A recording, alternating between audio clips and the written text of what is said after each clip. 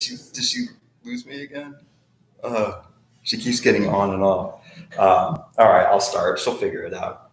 She is a tech whiz at home. So, all right. Well, thank you, everyone, for coming. And so I'm going to be talking about this project that I have that I've been thinking about for the last 6 months, really, and really probably a year. About the Epic of Desmond James, and really, I won't describe the project, but I thought that as I started describing it, I got more and more into the philosophy behind it, and that's my background. So obviously, I kept plunging deeper and deeper into the philosophy until I came out the other end with new ideas about art and where art is going in the 21st century. That's sort of where this all led. So, I'm glad I'm amongst friends so I can kind of just share these things. And, I'll talk about the whole project, at the end and everything like that. And I'll try to get you out of here by 9 o'clock. And so, basically what we're starting with is just a quick summary. Okay, so this is basically what I'm trying to do is I'm trying to be the court artist for a system-involved young man in New Orleans. And over the year residency, use mentorship and education as a means to sort of let him see himself in a different light, let him contemplate his past, his present, and his future, and then paint pictures of him, large king-size paintings that are 10 by 13 feet, and then sell those portraits for hopefully the goal is $20,000 for his college fund. And when I say system involved, I mean specifically, a youth that has been arrested, who's gone through juvenile detention, and that's why I'm going to be working with a nonprofit specifically to get someone like that, and I can work hands-on for a year. And so, I've been working with youth for 24 years. Ever since I was 16, I've worked with kids from the suburbs, inner city. I've worked in all demographics, in different jobs of being a coach, teacher, mentor. And so one of the things that I have 3 things that I've sort of seen what youth need as far as dealing with the temptations of the street life. And that's what when we think about education, that's almost what we have to think about in New Orleans, because it's so early on, 9, 10, 11. I was, coaching a kid who was 11 years old, and he was a gang leader, and he was a sweet kid, but he was a gang leader. I mean, it was absolutely astonishing what these kids have to deal with so early on. So one of the things that I've heard over and over again, and I think that my old church said it best, is without vision, the people perish. Okay, and so there's a necessity for these youth to have a vision of their future.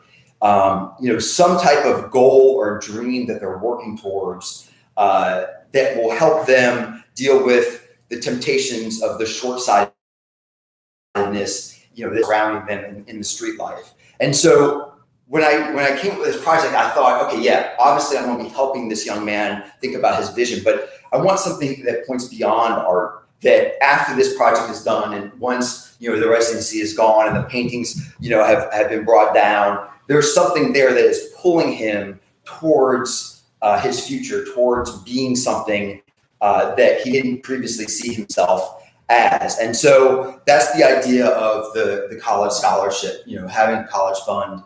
It redefines who he is now. Now at 18, that volatile age that we just saw 2 mass shootings, they were both 18 years old, because we all know intuitively that it's a very hard time where you're trying to figure your life out.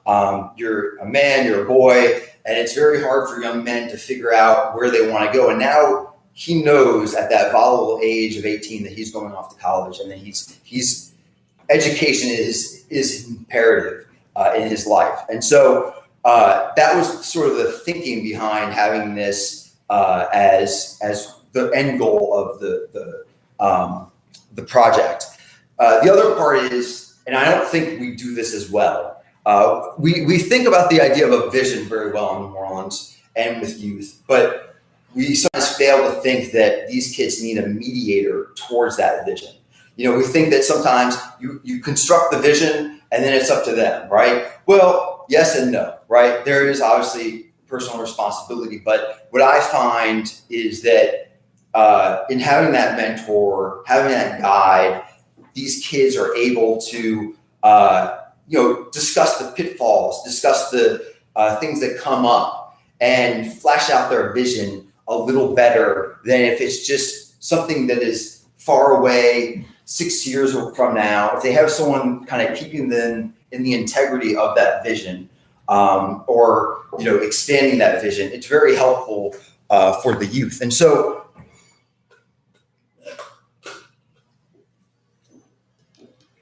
that's the idea that I came up with was a curriculum called the Education of Eidos. And eidos is actually the Greek word for idea. And we'll talk about that later on with Plato's cave, myth of the cave. And so this education of eidos is really constructed around a lot of the liberal arts, right? Reading, writing, discussion, meditation, and creation. And it's basically what's happening is throughout the year residency, I'm going to be having this kid and have sort of hour-long classes. Maybe it's half hour, maybe it's hour, just depending on the situation. And each class is going to put him in touch with the higher spiritual aspects of his character. Really what I'm talking about is an aesthetic education. So that it's a curriculum that will focus on the youth experiencing the possibility of greatness and beauty through aesthetic experiences. And really, any good education starts with self-knowledge, right? That's the basis of the best education. And so these portions are really a path towards self-examination, such that we put these higher expectations upon him. Some of this work that this child's on do is some of the hardest work that he will ever do. And it's some of the work that a lot of very brave men shy away from, because it's that work on the inner self, a work on, where you are in your life. So the soul reveals itself in its higher aspirations, right? And the defects of the soul, the shortcomings of one's, personality or life is revealed itself against also the background of those higher aspirations. So we build up those peaks, right? And we let them use that as their standard for judgment about their life.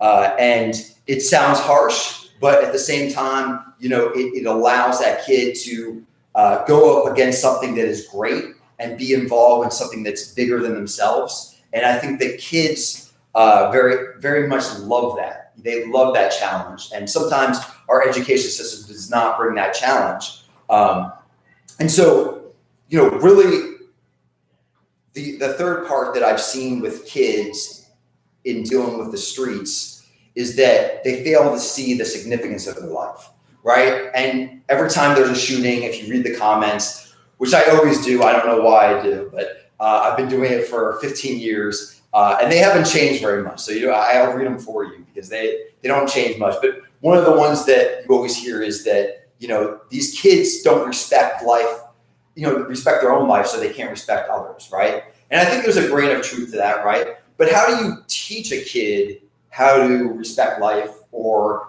create significance in their life? That's something that is, I think, an age-old question, right? It's really about how do you create that education, the ideal education? And so obviously it's done through love, it's done through time and mentorship, but it's also, in my eyes, it's done through art. And that's sort of the basis from my art from the beginning is I started drawing kids on that baseball team to show them the significance of their life and to show that I took, an hour or two to look at their face, look at their soul and copy it for them. And they responded splendidly. They always do. They're always amazed. No matter how, off my art is, they very much appreciate it because, art to me is just concrete love. It's time put into a physical manifestation, and it's love. And so they feel that. And so the idea is that at the end of this presentation, at the end of the year, I will hopefully be in New Orleans Museum of Art. That's my dream vision. So maybe I'll just speak into existence now. And we'll have 6 to 8 portraits of this young man, in his history. And it will be this awesome display of, these king size paintings. And what I've done is, since I started drawing, I also started making these, clothing. And so my dream has always been to combine both the abstract expressionism and the color and the movement of this work with the realism of those drawings. And it's taken me about 15 years to finally start doing that type of thing. But it's always been my vision because I want to present something otherworldly to this child that he doesn't see himself in that vision very, ever, to see yourself in that kingly state, like someone, an important agent of world history, and with color and movement and passion all around them. I think it's an awesome display. And I think that in itself is worth the value of this entire project is for a kid to see that about their life so they can start taking their life seriously. And that's really what this whole sort of education is about, them taking their lives seriously. And so, ever since I moved down to New Orleans, it's taken me a while to figure out that really what I'm thinking about in philosophic terms is what is the good life, right? That's sort of the question of philosophy. What is the good life? And whenever we talk to a kid who, has started down that violent path of, having a gun, having a couple priors, in a gang, out of school, these sorts of things that are very high risk, we start when we intervene on them or when we talk to them, basically what we're trying to do is we're trying to convince him that the violent life is not worth living, right? That is a dead end and that there's another higher life, a possibility for his future, that he is filled with potential. We don't quite know what that potential is, but we're building up and trying to convince him and persuade him that life is worth living, right? And so we have to, in a way, be poets of the good life. And in our example, we often are, if we do it really well for mentors at the highest degree, we are poets of the good life in every action that we perform in front of them. And so, really what this comes back to is this project is sort of investigating the idea of the tyrannical violent life versus the philosophic life, which is sort of the theme of Plato's book, The Republic. And so, as I kind of examine this question of what is the good life, through my time being a community organizer, and during this time of thinking about the project, I started examining, okay, well, what is art? What is the artist's role in society? And having that background in community organizing, I've always thought of art a little differently, right? Like, when you hear gunshots or go to 100 funerals, art that is speaking merely to an abstraction does not cut it, to placate the needs of the moment. And I feel like something has shifted maybe over the last 10 years or so, 15 years of where art is and where it's going. I feel like right now, the art that is out in the art world isn't addressing the needs of the moment, right? It's not answering the problems that we're facing. And I very much sense that is happening, and then it's fundamentally changed, right? You start, as an artist, you have to pick up those little small movements of the soul, of the people around you. And that's what it feels like, is that art needs a change, and it has started to fundamentally change the role of the artist. What is art? And those sorts of big questions. And so, very briefly, what I see is that artists' new role is to give shape to human powers and to facilitate an ideal into the real. And what I really see in a big scheme of things is that the artist is now a midwife of an ideal. And so this is sort of what I'm going to be talking about, a little more aesthetic idealism, which is what I see with some of the artists that I'm going to talk about, Kehinde Wiley, and that I'm going to try to flesh out throughout this project. I now just started thinking about these things, and I can't wait to start this project so that I can further investigate these ideas. And so I'm going to talk about two artists real quick, Paul Rubens and Kehinde Wiley. And Rubens, over the pandemic, like everyone, I had to be at home all day. And I got into this habit of going at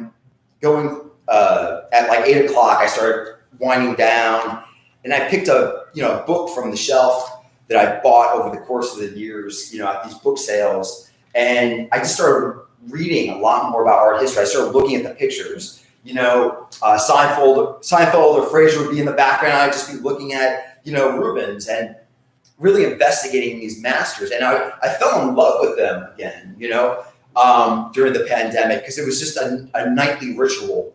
And so I really loved Rubens, and some of the things he did were, just astounding, at the height of his powers. I think with him, he came into fame pretty early on. Obviously, he was talented beyond belief, but at the height of his powers, he was actually asked to be a court artist for the Queen of France. And by his account, she lived a very boring life. Like, the king at that time was out and about. He hadn't been home in years. In fact, he wasn't even present at his marriage. He actually had a stand-in for his marriage. And Paul Rubens actually documented this. It was the most absurd thing I've ever seen in my entire life. I've never even seen something like that.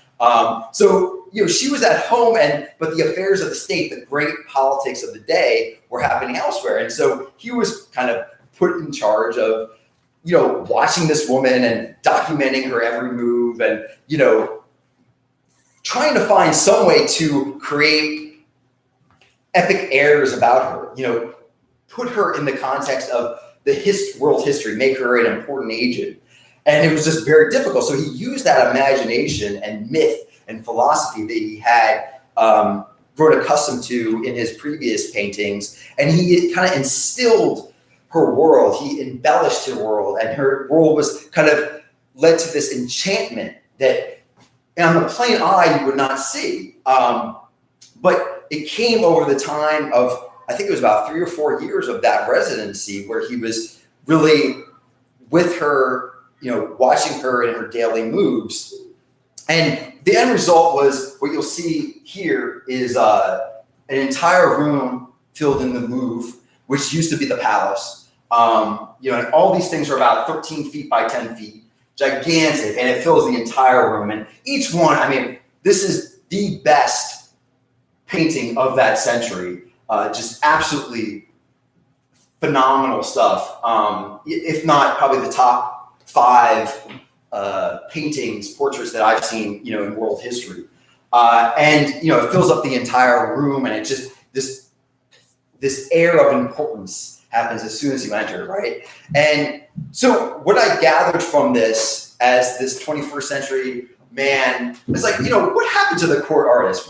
Whatever happened to that aspect of art? Now we have these residencies and they're like 6 weeks and then you're gone, And so I love this idea of being a court artist because I've always found immersion being the best way to display the art, to get involved with the people you want to paint and get involved in their daily life. Just being a drive-by tourist taking pictures of, New Orleanians and then go publishing them. You can tell when that happens because it's very artificial about what they feel in the soul of those people. And so I want to, always immerse myself within the community because I know, having, had a career about 15 years, that leads to the soul coming out in the paintings, in the drawings, in the portraits. And so the second artist that I found inspiration with this idea of aesthetic idealism. Is a current artist called Kehinde Wiley, and he's very well known now for the Barack Obama portrait, the presidential portrait that's on tour. If you ever see, if it's coming to the city, go see it. He's a phenomenal painter.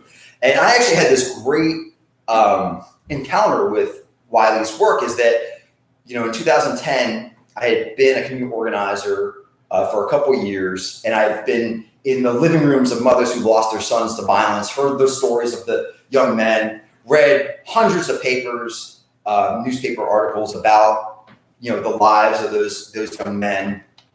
And then I went to attend hundreds of funerals of those same young men who were lost to the street. And when I came to this magazine that was in the bookstore, I saw Wiley, and it was this colorful, expressive, gorgeous paintings of these young Black men in, you know, current fashion, posed very much like they were taking out of a Rubens era, right? You know, Baroque era. It didn't seem like you know, they were of today, right? But they were of today, and so that always that was even before I started drawing or doing any art, and I just was absolutely left awestruck. I thought, you know, here I am dealing with this reality of these kids dying, and the only way those things are portrayed is through mass media, and it's a very short paragraph of such and such, you know, age 29, died at the corner of such and such. He has 8 priors, da da da da, and that's it. That's his entire life in black and white, and maybe a mugshot. And there's no dignity in that. There is no beauty. There's no soul in that. And so when you see Wiley dealing with those same type of men, you can't help but feel like, you know, you're in the midst of something significant, of something otherworldly and beautiful. And so his process is extremely interesting. Obviously, his final product is absolutely gorgeous, but I found his process to be even more interesting. And it's come at the sort of a big part of this idea of aesthetic idealism is that what he does is he starts out, he actually started out in New York, and he goes outside of his studio, he looks around on the streets of Brooklyn, and he starts eyeing the crowd and sees someone who has a little swagger, a young man who has swagger, right? He's dressed in something that's flashy, he has a certain swagger about him. And he actually goes up and approaches those young men, and he tries to persuade them to come to his art studio upstairs. And so it takes some convincing in this odd scenario, and he brings them up to the studio, and what he has is all these art books laid out on the table. And he said, okay, you know, you look at these paintings, and all the paintings are from like 16th, 17th, 18th century, guys like Rubens, you know, of kings and queens and aristocracy. And he says, go choose something that you feel speaks to your character, right? Speaks to you. And so this young man is just pulled off the street, and all of a sudden he's encountering all of, you know, art history. And maybe he's never been to a museum. Maybe he's never looked at fine art in that way. And I can only imagine how odd that whole process could be. You know, it's, you know, otherworldly. And so, you know, as he investigates, he's thinking about himself in the place of these men, you know, these European, you know, wealthy aristocrats, power players in world history.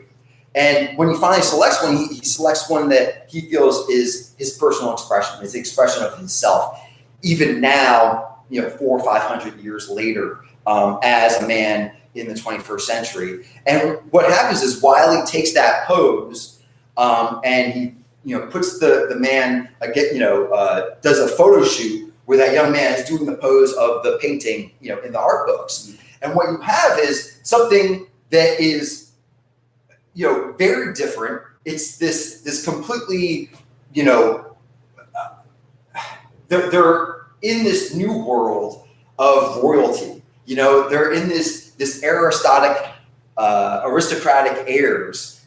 You know, that's what is involved in the final product. And so, you know, a lesser artist would take a picture of this young man, maybe standing against the building, smoking a cigarette, and then paint that up and say, this is him. Well, Wiley takes the experience of an aesthetic experience through looking at the books as sort of education, and then through that education has this final product where you're seeing this young man as you would never think about him, in a different nature. You're seeing a nature is being revealed that you would never have thought if you would have just passed by with certain ideas of who that young man is. And so, what Wiley does is he's crafting content in a deliberate and thoughtful way. He gets to choose those books. He's choosing what books goes out there.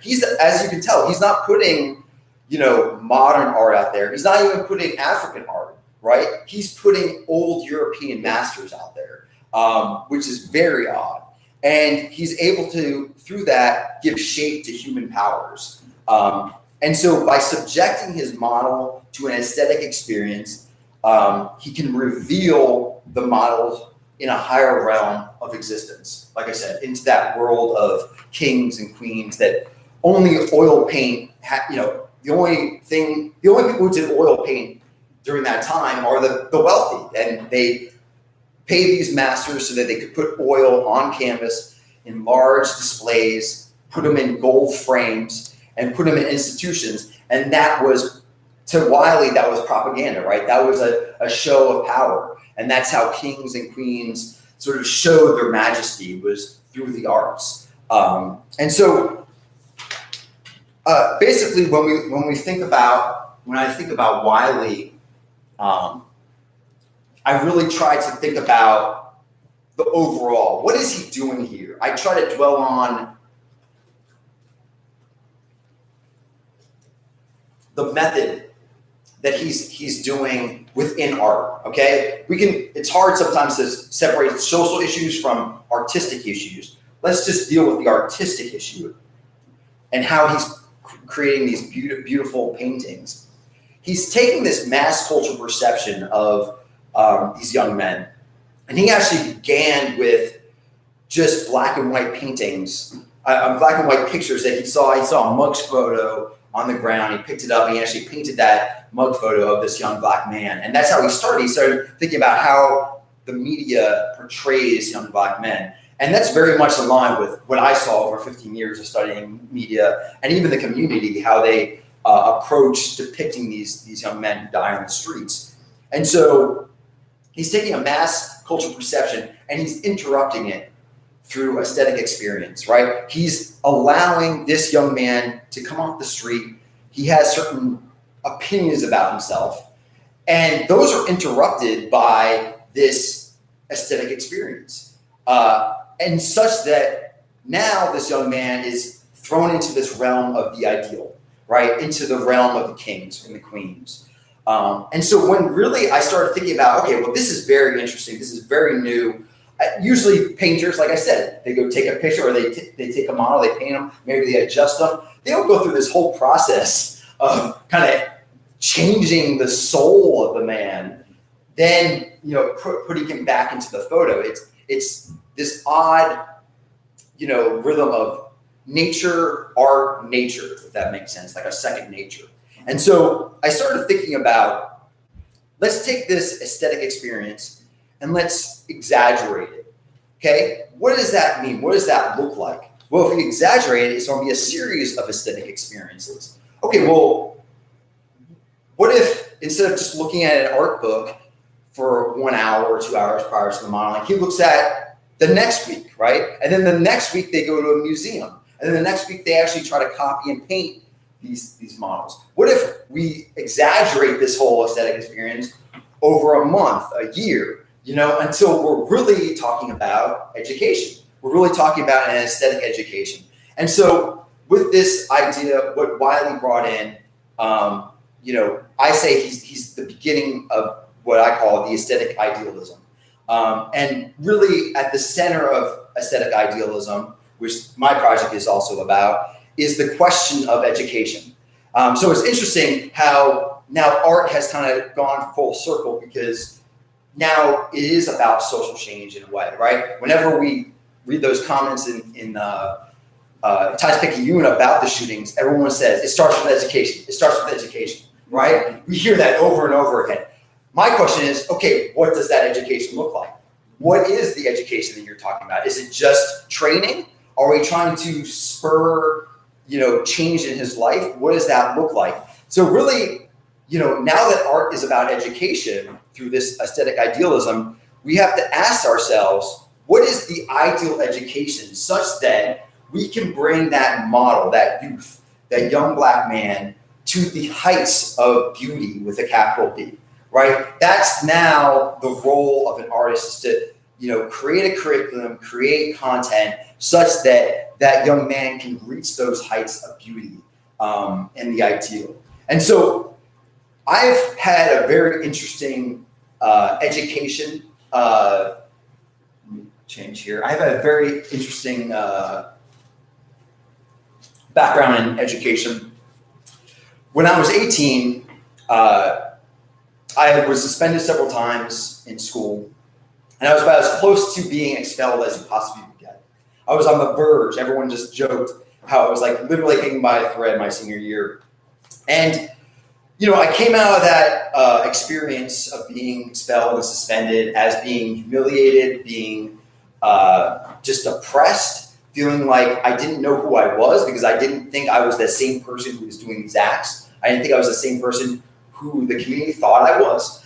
I knew that there was a nature within me that was different than how people were perceiving me, or even, how I was perceiving myself.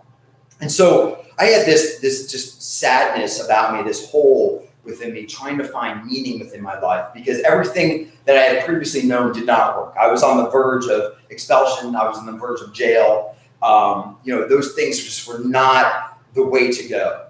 And so I was lucky enough to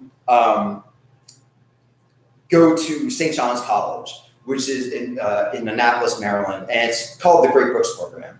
And the Great Books Program is, in essence, the brand names, the big names of philosophy, literature, poetry, science, and mathematics, and Aristotle, Plato, Nietzsche, Kierkegaard, the Bible. We read all of it, all throughout human history, the greatest thoughts ever, thought. And I went into that experience feeling like I didn't know what my life was, right? And I went in diving into this philosophy, diving into this literature and poetry, just trying to find myself, trying to find a reason, trying to find wisdom to elevate myself above this pain, try to find some poetry above that pain. And so I encountered all these men and women throughout the program with that thirst for knowledge, with that thirst for self-knowledge. And one of the people who I came encounter with was Plato, who talks about Socrates, the life of Socrates. And I think it's hard for anyone not to fall in love with Socrates, especially as a young man, because I always imagined when I was reading it, it felt like Seinfeld in a way, like a Seinfeld of philosophy. It was this like crazy drama and comedy and, weird sexual things were going on and people were drinking, and it was unlike anything you'd read in philosophy, prior, or afterwards, and Socrates is just a hoot, he's just hilarious. And so I fell in love with Plato, and one of his key books is The Republic, which is basically his theory of education, right? The entire thing is about the education of the philosopher. And so he's talking about the ideal education, right?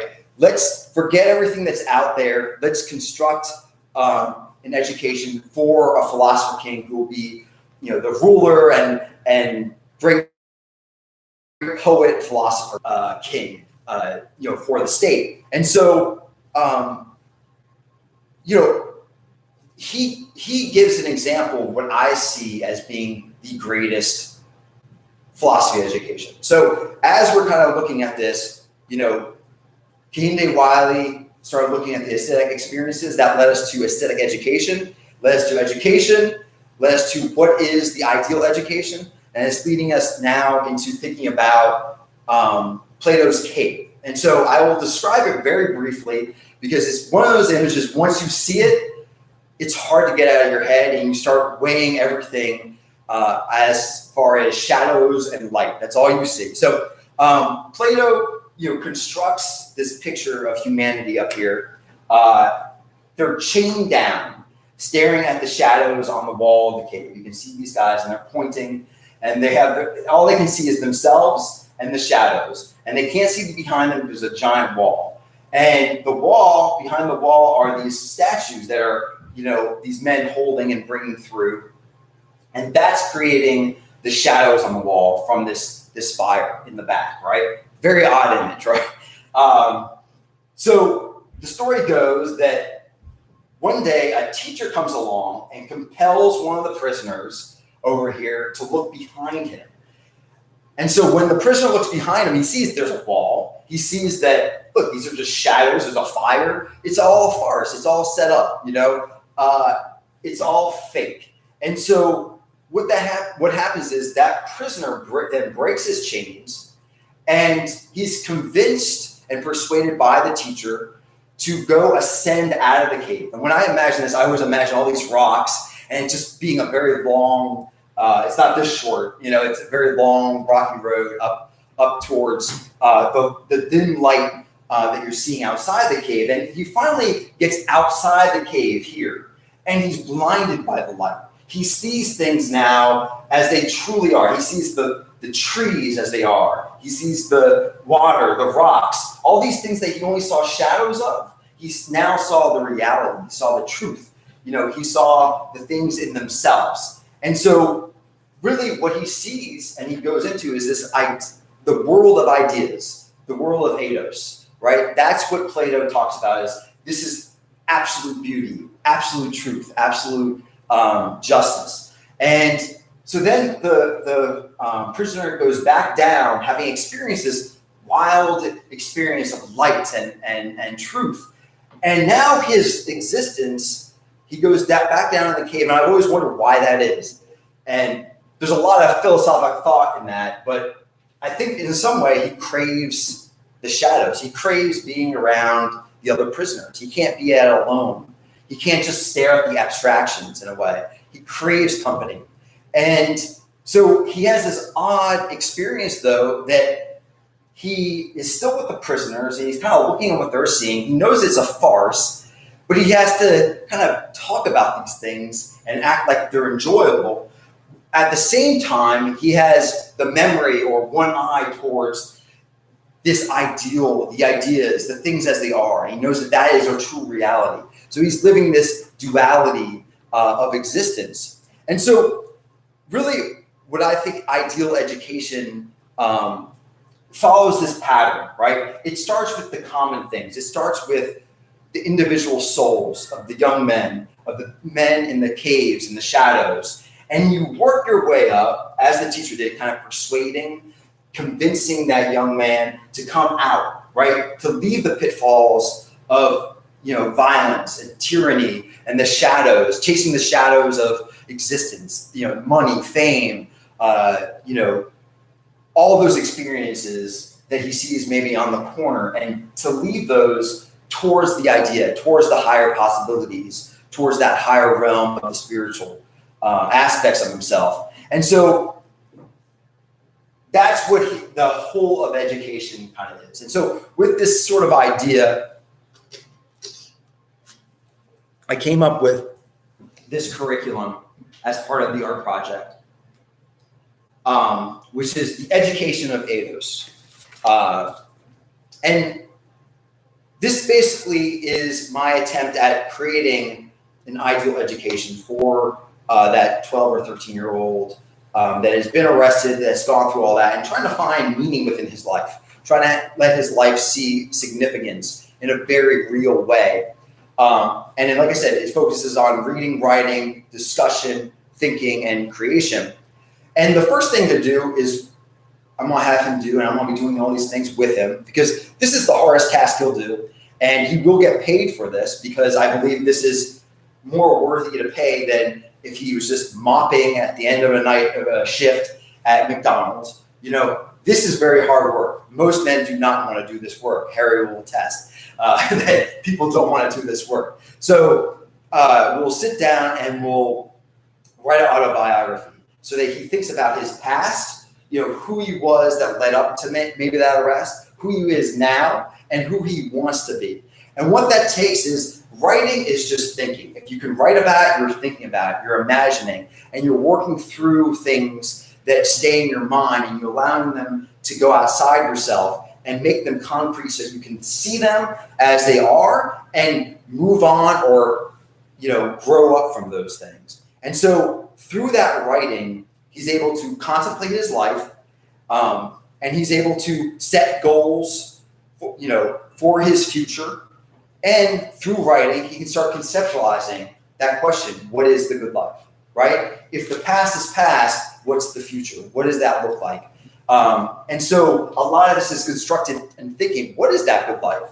So when we're reading great books, just because they're great doesn't mean the vocabulary is difficult. These are great because they appeal to a 70-year-old scholar, Harvard scholar. Every time they read it, they get something out of it. And every time a 12-year-old, 13-year-old from New Orleans reads something, they get something out of it. It's because these are great ideas. They're made somewhat simplistically, like the Epic of Gilgamesh, the Bible, even Plato's Cave. There are big concepts to wrestle with. And that's really what reading the great books is about. It's getting into this world where we're grappling with big ideas. Let's get away from the shadows of everyday life. The deadlines, the homework, the little hang-ups. Let's talk about those big things. What is the good? What is justice? What is the soul? What is peace? What is violence? What is love? What is bravery, right? Those are things that in the day-to-day education, youth do not get to think, and most adults don't get to think those big ideas about who they are as a man, as a human being. And so that's what the encounter with the great books is trying to accomplish. The third is dialogue about self-interest. We live in a democracy. We base everything off of dialogue. Through logos, that's dialogue. Through logos is account, reason. That's what the Greek is. And so through accountability, in a way, we find reasons. We find the logic of life. And so for this, we're going to be going out in the community, and the question is, what do you love? Let's go do it today. Let's go meet someone who does something you love. Let's go do an activity if you love something you love. And then we're not just going to do the activity, we're going to contemplate afterwards, okay, what did you like, what did you not like about that? What was good about that? Why did you like that? Give account of your passions. And that's something that the artist's life does very well. We always are talking about the things we love, right? Going on and on, maybe too much. But we do give an account of those things that we have passion for. And once we understand, the things that maybe are of that world of the shadows that he loves, we can start extracting and start bringing up that ladder of love so he can start chasing those activities that are maybe a little more soul enriching. But it starts with doing just naturally what he loves. The fourth is thinking, self-knowledge. Quickly, this is about meditation. I remember when I was a kid, I remember all the times I had to go to timeout. I remember having to spend 15 minutes, and it felt like an eternity in silence. It felt like I literally was on keel over of boredom, of not having something in front of me. And even now I see it with the kids, it's even worse because they're so used to having a phone, like literally in front of their face. It's even harder to have that silence. But in meditation, you allow your mind to wander, and it starts kicking up all those things of the shadow world. And then eventually you start thinking of those bigger things because you're bored, and your soul starts getting invested in the imagination of your mind. And you start thinking about those larger ideas, and you start thinking about your mind is just looser and goes towards the future, it's malleable. So you can start thinking about maybe the things you were putting off thinking about when you just let your mind wander, in those daily lives. And then the last thing is creating their myth. And this is my favorite. This is the end product of these paintings are going to be a true collaboration. Some artists say that, they have collaborative work, right, with the community, but I want to make sure that that is first and foremost within this project, is that this child is allowed to write their narrative about who they are and who they want to be. And I am, as the artist, a facilitator of that vision, of those thoughts, so that the end result is that he sees up there not a picture that was taken by a tourist, in a glimpse, that this is someone who has been with him for over a year, seen his growth, seen his struggle, heard his intimate thoughts, and put it back on the canvas as he saw it, right? In a better form, in a more colorful, philosophic form. And so what that means is that with each photo shoot, we're going to talk about the philosophy of each one. What's the message there? What do you want to say? How do you want to be perceived? What's the story?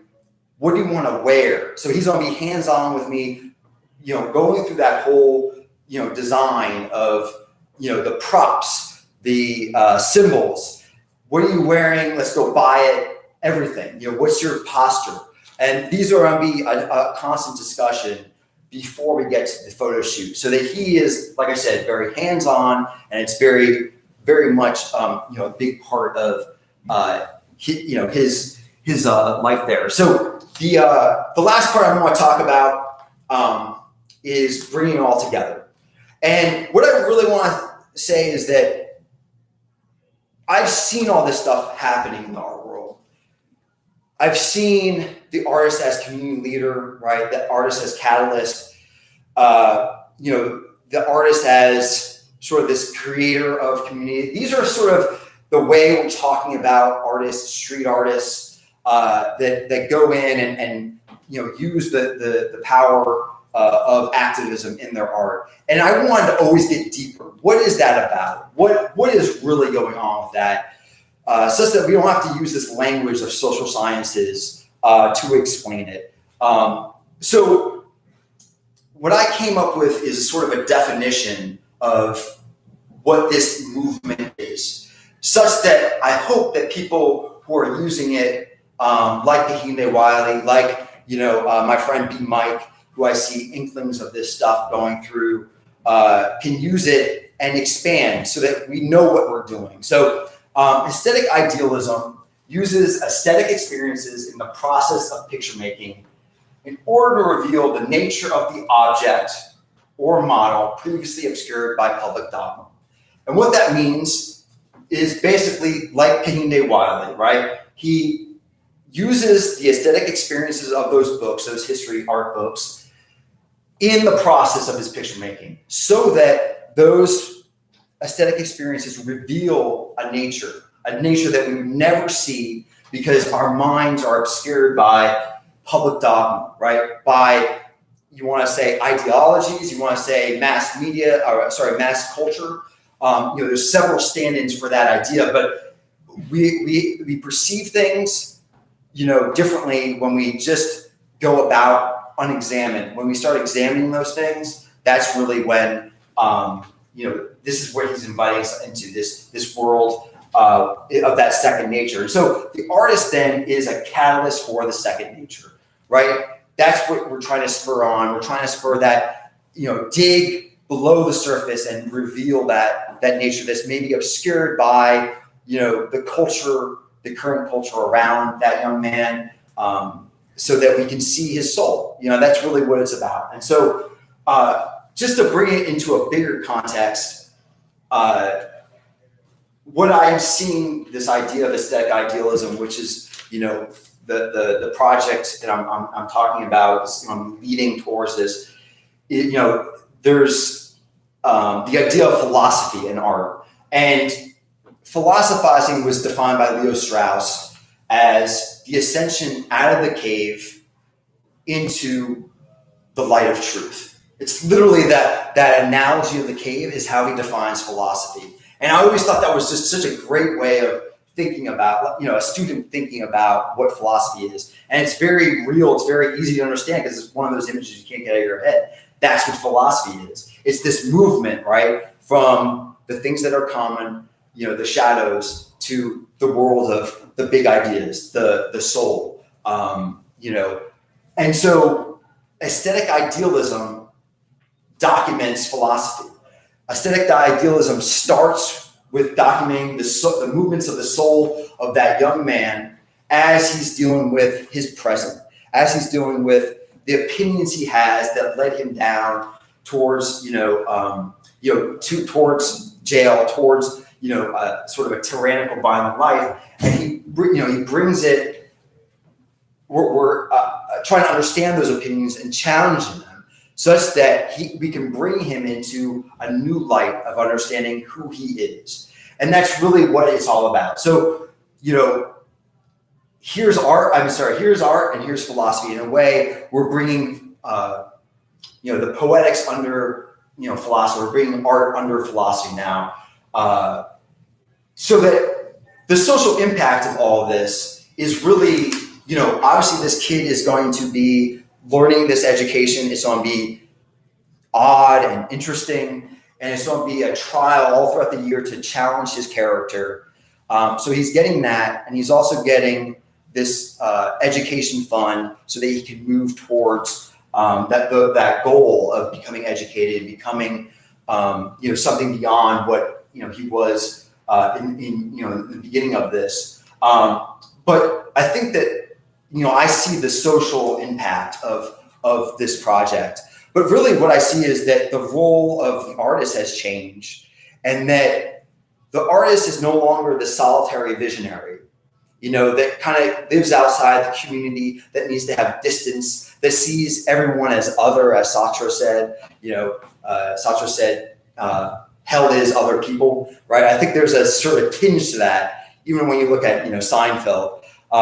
There's a lot of that existential philosophy in our art, postmodern art. And so that idea of the solitary visionary outside of the community, I think, has changed such that now the artist and community are in a dialogue, such that the artist has to have the community. He has to have that model. He has to have the input of that model. He has to understand the world from the eyes of the model. Because from there, from the level of the street, those movements of the soul that go towards those bigger ideas, those bigger abstractions, the artist now is documenting that and understanding everything in the context of that. He can't just start at abstraction. We can't just start at big ideas, abstract expressionism. We have to make our way there through the education of souls. And that's really what this is sort of all about, is using education as a way for the power of art to help art. And so that's really, when I think about that big question, maybe in the long run, I was thinking about this morning, when we think about the good life, maybe this is a better life for the artist. Maybe this is the good life for the artist as part of this project, and understanding his role within the community. And so I'm going to finish up here, and I'm going to talk very briefly about our budget, some brass tacks here. The biggest thing, I just want to highlight three things, and we'll move on. The biggest thing is paying this child. I always believe in that. Even when I was playing with the kids and they come out to their baseball game, I would pay them in baseball cards, because we shouldn't think that that's just expected. Maybe it was expected of you, but you were under different circumstances than these kids, where the temptation is very real at 9 years old to go and make, $1,000 on a Saturday night. Okay. I didn't have that temptation. My temptation was junk food, and that was about it. And so I want to pay these artists, I pay these models for doing this hard work. And so that's what you see here, the model fee. The supplies, these canvases are gigantic.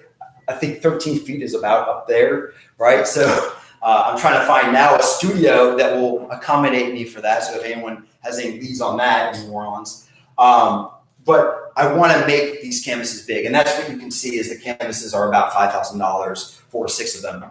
And then the props, I want to make this like a small budget film. So in order for these props to be real and, you know, look like a king, they need to be made. You know, as you saw in the one, I made this Book of Thrones, right? And I drew it first, and I tried to conceptualize the model within that Book of Thrones. It turned out horrible. You know, like, yeah, we have the power of imagination, but I'm not Michelangelo, and we have, you know, photography. So let's use the tools that we have now. So I actually spent about 2 or 3 months gathering up all those books, painting the names that I wanted, you know, of all the great books, making that throne. I have no construction experience. I am horrible with my hands, but somehow I pieced it together and made that Book of Thrones, and it turned out a lot better because I could see the concreteness of it. I could see the shadows. I could see how he sat in there. So I want to make all my props, and you know, the model will be part of that. And so the last thing I'll say about is that I am not getting paid for this year. I'm doing it completely free. My payment, if anything, will come on the back end when we sell the paintings, but the priority is for the gallery to get paid and the college fund. And then if there's money left over, maybe I'll have enough for a vegan cheeseburger. But that's the idea is really do those things. And so the last thing I'll talk about is donations. And this is also through the website charlesandersonart.com/epic. It will be on this video down at the bottom. And you can see sort of all of these experiences. The idea is that art is an experience. And as a donor, the artist, you're allowing me, the artist, and the model to experience art. And so I want y'all to experience that. I want y'all to experience this beautiful, imaginative, playful, philosophic, poetic, colorful, embellished world that I'm inviting this young model into that I'm a part of. So I came up with some experiences. These are all tax deductible through my nonprofit, The Artists of Frenchmen Street. That should be up on the website as far as the name. If not, just email me. It's The Artists of Frenchmen Street. That's who you can make out a check to. And these are all exchangeable. They're all, you can give them as gifts if you don't want to do them yourself. And there's no time limit. So briefly, I want to talk about, most of them deal with painting. My favorite ones are Festival for 1200, right? A splatter paint party for your family, your friends. I have room in my studio for, let's say about 6 to 10 people. Then they can go and paint clothing. We can throw paint at each other. Everyone thinks that this is what I do on a daily basis. I have this like paint party. I have a model and I throw paint at. That's not what I do, but that's what I want to do with y'all. And so that would be really fun to do. There's also things like I can paint your driveway, which I did for my house, and it was great during the pandemic. A wall, a kid's wall, a mural. That's for $1,300. Artists level, 2 abstraction paintings of their favorite spots, and I did this actually for my sister, and they're hanging up in her house. There, every time I visit, I get to see sort of this abstract painting that I made of different areas. I don't know if any of her spots actually made it over there, but and then the experiencing with the model. Go to Saints games. That's $850. We're gonna go to Saints game together with the model. We'll go play laser tag. That's $450. Laser tag in arcade. Try to keep things fun. I want to do fun stuff. I don't want to be stuffy about this. And then the last thing I want to talk about is NFTs. NFTs are the future. There's just, for me, intuitively, there's no denying it. We already spend 75% of our time looking into this world, and everything in this world is important to us. We can't say that it's not. And so soon we'll go from here, looking at here, to looking at here in VR. We're not that far, and the youth aren't that far from looking at the world. So that's basically what NFTs are. They're art in this digital form. And so I had this vision. NFT, non-fungible tokens. And I can explain it to you. It's basically part of cryptocurrency, and it's sort of that whole genre. And so the idea that I want to have is that, I'm going to paint these paintings Those will be the final products. Those will sell. The NFTs will be the digital copies of those paintings, and I will take them so that they're sort of like the Van Gogh experience, where there's different levels, sort of what you saw back here. This is sort of what I imagine in a very, well, you can even see it here.